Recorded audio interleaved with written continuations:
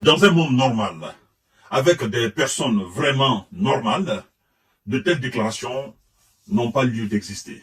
Monsieur Jens Stoltenberg, le patron de l'OTAN, le secrétaire général de l'OTAN, le bras droit alors de monsieur Joe Biden, fait une déclaration comique.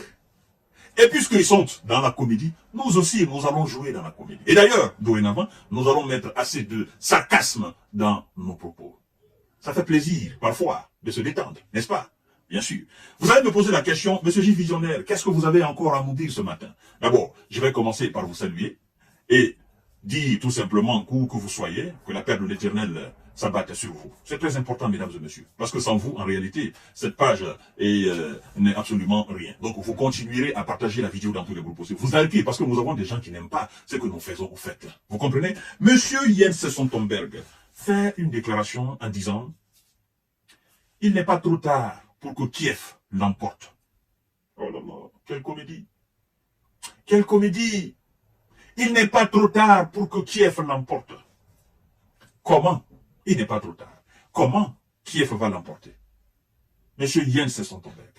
Vous savez, quand je vous lis, je vois beaucoup d'ambivalence dans vos propos. Tantôt, Kiev est en manque de munitions. Tantôt, nous devons faire en sorte pour que Kiev ne manque pas de munitions. Tantôt, la Russie finira par avoir cette ville. Les soldats russes sont en train de reculer. Il faut que nous puissions voter les 50 milliards. Monsieur Jens Stoltenberg, quel est votre problème? Parce que on en a assez de cette rhétorique sans poids, sans fondement. On en a assez. On en a assez. Parce que si on se tenait uniquement à ce que vous vous dites, ah non, aujourd'hui, Kiev serait déjà à Moscou, dans la capitale russe. Alors, il n'est pas trop tard pour que Kiev l'emporte. Monsieur Jens Stoltenberg, si je dois vous dire la vérité, en tant qu'observateur, n'est-ce pas, aguerri de la situation russo-ukrainienne, moi je vous dis tout simplement que depuis le début, vous avez fauté. Depuis le début, ça a été déjà trop tard, depuis le début. Depuis 2014. Depuis le moment où vous avez décidé de ne pas appliquer alors la convention et donc disons les accords de Minsk, il était trop tard, depuis ce jour-là.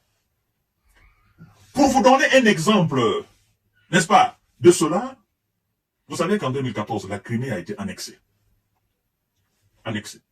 Donc c'était trop tard. La Crimée annexée, c'était trop tard. Et après, on a commencé à entrer dans le Grand Donbass. On a récupéré beaucoup de villes. Vous voyez que ça a été trop tard. Les villages ont été conquis. Vous voyez que ça a été trop tard. Les villes comme les Bakhmut ont été conquises. Vous voyez que c'est trop tard. Kharkiv, Kherson, Zaporizhzhia, on peut en citer. 21% du territoire. Vous voyez qu'il est trop tard.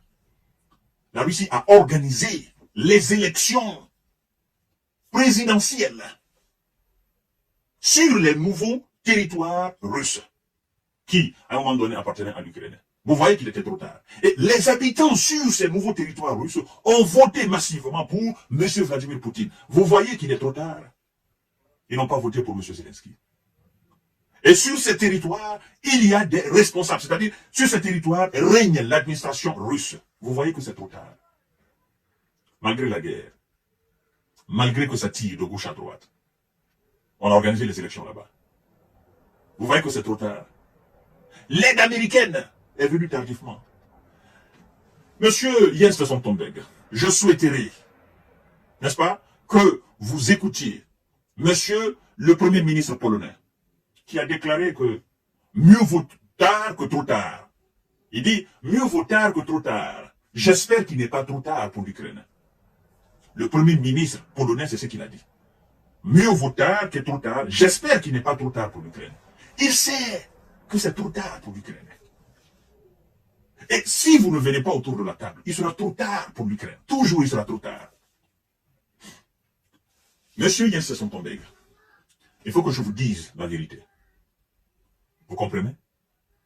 Si vous ne négociez pas avec Vladimir Poutine, même après Poutine, à la tête de la Russie, dans ces conditions pareilles, le nouveau président russe qui viendra à la tête de la Russie va continuer la même politique de Vladimir Poutine. Parce que la Russie dit que la question ukrainienne est une question existentielle pour elle. Donc, vous voyez, ça veut dire que la Russie continuera, si vous voulez, pendant 10 ans, pendant 20 ans, pendant 30 ans, cette opération-là. Plus vous donnez les armes, elle se donnera les moyens pour continuer. Moins vous donnerez les armes, moins aussi la Russie avancera. Vous savez pourquoi? Parce que la Russie ne combat pas des hommes désarmés. Moins vous donnez les armes aux Ukrainiens, moins il y aura de soldats ukrainiens et de mercenaires occidentaux sur le terrain. Et moins la Russie fera la guerre. Parce que la Russie ne tire pas sur des gens désarmés. Et même ceux qui sont là aujourd'hui, ils déposent les armes, ils sont faits prisonniers, et après il y a négociation, ils rentrent dans les rangs ukrainiens encore. Mais plus vous donnez les armes, plus la Russie se donne encore les moyens d'avancer. Et les moyens russes dépassent largement vos moyens. Et ça permet à la Russie d'aller encore plus loin. Monsieur Jens Stoltenberg, vous voyez que ce que vous venez de faire comme déclaration n'a pas de poids. Et vous vous ridiculisez encore devant le monde entier. Parce que cette rhétorique, on l'a tellement entendu que mais ça rentre ici, ça sort. Vous-même, vous savez ce que vous dites n'a pas de sens. Il n'est pas trop tard pour que Kiev l'emporte. Kiev va l'emporter dans la magie. Kiev va l'emporter dans la sorcellerie. Ou bien c'est les anges de la guerre qui viendront prendre Kiev, n'est-ce pas? Ou qui viendront chercher les Russes du territoire ukrainien. Il faut être réaliste, monsieur Jens Stoltenberg. Mais je comprends. Vous êtes dans une politique anachronique. Une politique qui ne date pas d'aujourd'hui. Et vous voulez que la politique d'une autre ère, d'une autre époque, c'est-à-dire des années 40, puisse marcher aujourd'hui. La politique de la propagande. La politique, n'est-ce pas, d'influencer les gens verbalement. Mais ça ne marche pas aujourd'hui. Aujourd'hui, il y a une autre politique, une autre réalité militaire sur le terrain. Et vous devez savoir composer avec. Mais malheureusement, vous ne pouvez pas. Parce que vous avez pensé que ce qui a toujours marché, ça marchera.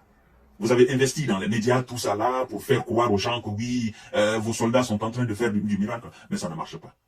Le monde aujourd'hui a des millions de tuyaux d'informations. Des millions. Chacun de nous a un tuyau d'information.